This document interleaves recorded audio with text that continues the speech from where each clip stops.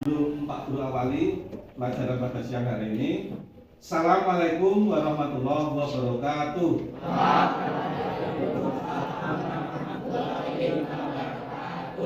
Gimana kabarnya, sehat? Semangat? Bagus. Baik, untuk pelajaran pada siang hari ini kita akan membahas mobilitas sosial. 30 kan jumlah siswanya?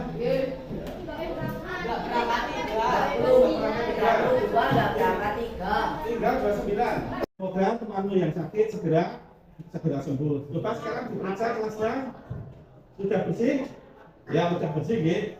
Nah, sebelum Pak Guru mengajarkan materi pada siang hari ini, Pak Guru ingin memberi yel-yel, ya, memberi yel-yel supaya Anda semangat.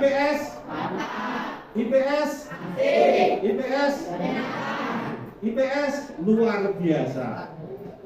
Baiklah, sebelumnya Pak Guru ingin memperkenalkan dulu. Nah, di sini Pak Guru nanti akan mengajar IPS. Nah, IPS kaitannya dengan mobilitas sosial.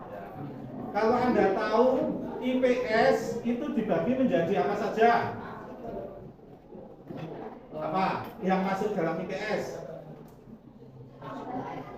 Geografi, ekonomi, sejarah, dan sosiologi.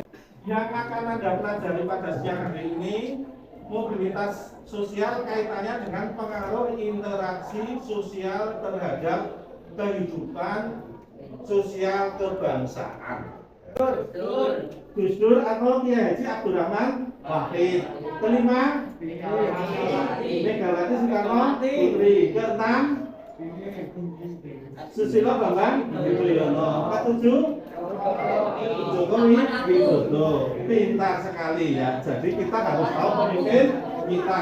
Masa kita orang Indonesia nggak tahu pemimpin kita ya? Jadi kita orang Indonesia harus tahu pemimpin kita. Nah, kemudian pengaruh interaksi sosial terhadap kehidupan sosial kebangsaan. Kalau Pak Guru sedang mengajar seperti ini, interaksi apa dengan apa? Individu dengan kelompok, betul. Kalau Anda dengan teman satu meja, individu dengan individu, nah itulah interaksi. Jadi syaratnya terjadi interaksi harus ada komunikasi. Nah, untuk siang hari ini tujuan pembelajaran kita adalah yang pertama, menjelaskan pengertian mobilitas sosial. Anda tahu mobilitas sosial dari kata mobil. Mobil itu apa? Ya, kendaraan. Kalau kendaraan apa, Mas? Kendaraan pasti bergerak. Sosial kaitannya dengan masyarakat. Nah, di sini yang dimaksud mobilitas sosial adalah pergerakan masyarakat. Kalau di tetangga ada misalnya ada Pak Dukung, terus jadi lurah, terus jadi camat, itu namanya mobilitas sosial, pergerakan status seseorang. Yang kedua, menganalisis bentuk-bentuk mobilitas sosial. Nah, yang Pak Guru maksud bentuk-bentuk mobilitas sosial nanti ada mobilitas vertikal, ada mobilitas horizontal. Misalnya apa? Kalau mobilitas horizontal, Anda sekarang kelas 8 di SMP 2 Galur, misalnya mengikuti orang tua, pindah misalnya ke Jawa Tengah, di sana misalnya ke Semarang, Anda pindah di SMP Semarang juga kelas 8. Namanya mobilitas horizontal. Kalau mobilitas vertikal misalnya Anda nanti kelas 8 naik ke kelas 9, itu namanya mobilitas vertikal. Tujuan pembelajaran kita yang ketiga adalah mengidentifikasi faktor-faktor mendorong dan menghambat mobilitas sosial. Tujuan pembelajaran kita yang keempat,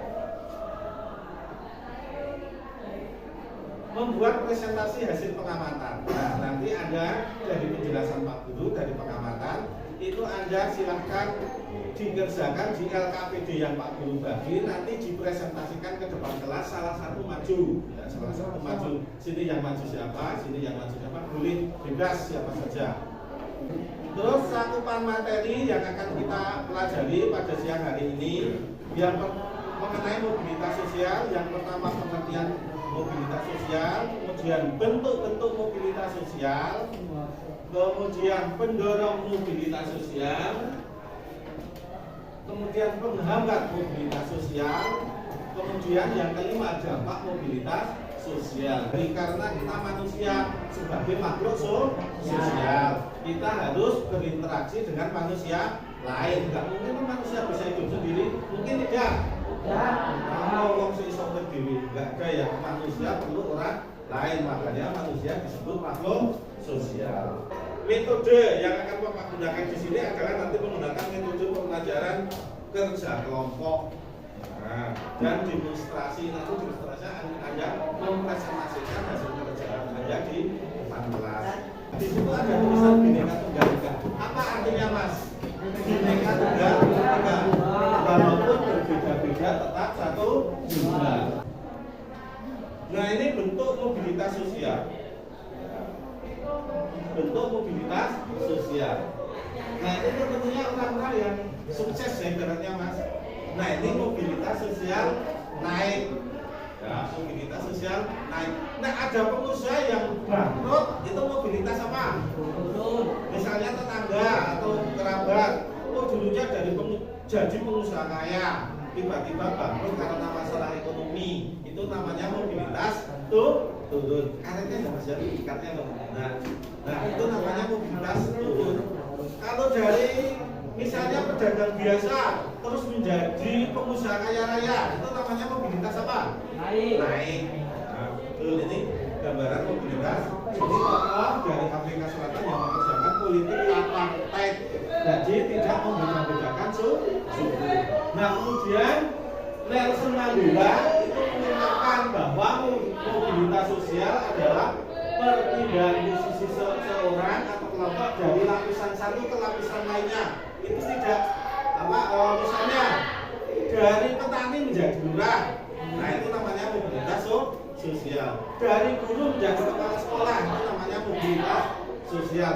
Nah, menurut Bung Karno, mobilitas sosial itu adalah perubahan kedudukan seseorang dari suatu lapisan ke lapisan lain, baik menjadi lebih tinggi ataupun menjadi lebih rendah. Nah, sekarang bentuk-bentuk mobilitas sosial tadi sudah Pak Guru singgung ya. Yang pertama mobilitas vertikal. Mobilitas vertikal itu bisa naik, bisa turun. Yang naik namanya apa? Mobilitas vertikal naik, social climbing. Apa? Social climbing. Yang mobilitas vertikal turun atau ke bawah namanya mobilitas social sinking. Nah, kemudian faktor-faktor pendorong mobilitas sosial. Nah, sekarang faktor struktural. Faktor struktural mempengaruhi mobilitas sosial. Ayo perhatikan. Ini orang yang punya jabatan struktural. Apa jabatannya ini? Presiden. Tentunya ini mengalami mobilitas sosial. Itu presiden pertama sampai presiden ke-7. Kemudian faktor individu itu memiliki perbedaan dalam 3 jenis. Yang pertama itu perbedaan sikap, terus perbedaan pengetahuan, kemudian terus perbedaan keterampilan. Nah, ini ya, coba jadi Pak Abi, ini sikapnya bagus, pengetahuannya luas, keterampilannya tinggi. Nah, kemudian ini status sosial. Faktor status sosial mempengaruhi faktor mobilitas sosial. Kenapa? Ini status sosialnya seorang ningrat. Ningrat itu apa? Apa Mas ningrat? Ningrat itu masih darah biru. Darah biru itu masih keturunan raja. Kekuasaan akan status sosial mendorong manusia untuk mencari status sosial yang lebih tinggi. Tadi faktor ekonomi, gambar apa itu? Uang. Kalau orang uang banyak itu pasti mobilitas sosialnya lebih tinggi, lebih dihargai biasanya kalau di kampung-kampung. Tapi kalau Pak Guru enggak, orang yang dihormati itu orang yang akhlaknya baik. Masyarakat yang kondisi ekonominya baik cenderung lebih mudah melakukan mobilitas sosial. Kenapa? Karena mudah memperoleh modal pendidikan dan lain-lain. Nah ini kaitannya dengan faktor politik. Dengan stabilitas politik yang baik, maka mobilitas sosial warga negara juga akan berjalan baik pula. Negara keadaan aman. Kira-kira lebih tenang mana? Negara dengan keadaan aman sama kacau balau warganya? Ayo, ya yang aman. Ya. Orang yang ijazah SD sama yang lulusan perguruan tinggi kira-kira di masyarakat, ayo mas, tadi kan mobilitas sosialnya yang mana? Yang lebih tinggi yang mana? Perguruan tinggi. Yang lulusan perguruan tinggi. Nah sekarang faktor penghambat mobilitas sosial apa yang menghambat mobilitas sosial? Kemiskinan. Kenapa kok kemiskinan menghambat mobilitas sosial? Kurangnya biaya. Apa? Kurangnya biaya untuk sekolah. Masyarakat miskin akan mengalami kesulitan untuk mencapai status sosial. Selain kemiskinan, diskriminasi. Tahu diskriminasi? Apa diskriminasi? Kenapa kok diskriminasi menghambat mobilitas sosial? Kenapa? Iya, membeda-bedakan, betul mas. Karena sudah sidang, ada ice breaking dulu. Silakan boleh berdiri, silakan berdiri, ikuti gerakan yang ada di layar. Silakan mas, boleh berdiri. Ayo berdiri boleh. Boleh untuk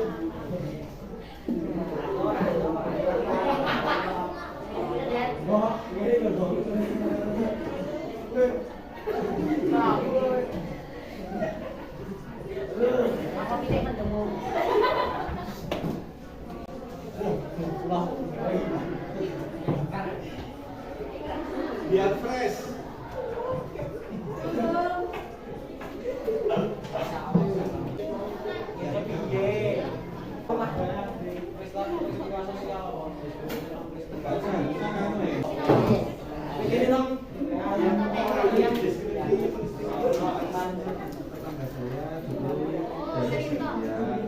Kalau yang mau maju, silahkan maju. Ayo. Ya. Siapa yang mau maju? Silahkan. Dari kelompok mana dulu? Seorang petani menjadi polisi, contohnya tetangga saya dulunya seorang petani sekarang telah menjadi polisi. Ayo, mas. Ya.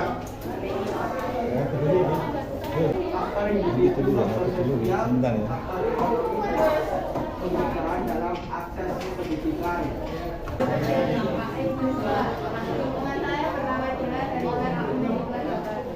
Kita lanjutkan sebelum pelajaran Pak Guru akhiri.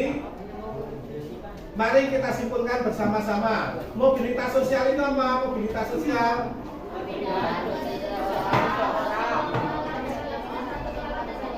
Betul. Terus apa lagi? Apa lagi? Kesimpulannya dari pelajaran yang sudah kita pelajari. Betul. Mobilitas sosial dapat terjadi secara vertikal ke atas maupun vertikal ke bawah yang disebut social changing. Nah, sebelum Pak Guru akhiri, Pak Guru ingin merefleksi bahwa pelajaran IPS yang kaitannya dengan mobilitas sosial ini itu harus kita terapkan dalam kehidupan sehari-hari. Karena apa? Kita makhluk sosial, kita perlu berhubungan dengan orang lain. Kita nggak bisa hidup sendiri. Untuk mengakhiri pelajaran pada siang hari ini, tidak lupa belajar yang rajin. Bapak akhiri, Assalamualaikum warahmatullahi wabarakatuh.